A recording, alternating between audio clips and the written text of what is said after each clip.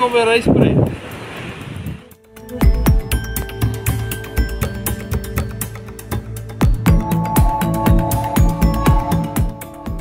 Adventureland is geleë tussen Knysna en Plettenberg Bay, net langs die N2.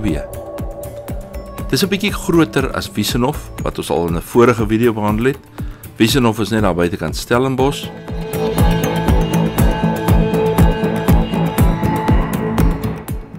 Beide Wiesenhof en Adventureland het glybane waar jy sonder of met groot rubberbande kan gly.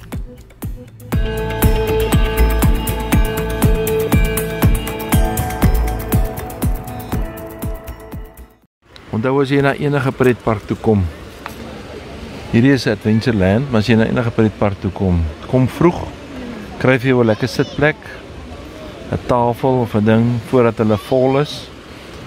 En kry jou slides in voordat die meeste mense daar is.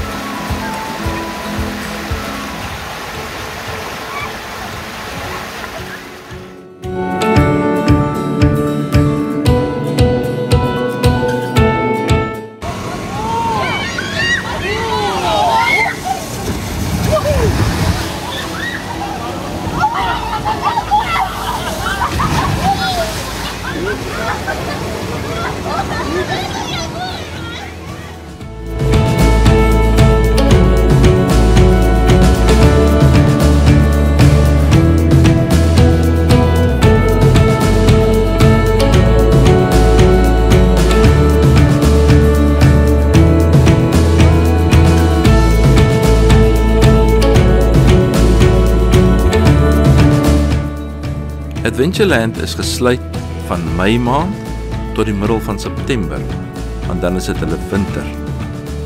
Hulle maak 10:00 in die oggend oop en dan maak hulle 5:00 in die middag toe. Indien jy 'n gereelde reisiger is, baie dankie.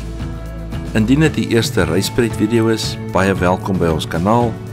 Skakel gerus in op die kanaal deur subscribe te druk. Druk asseblief like en deel dit met die vriende. Sien volgende week.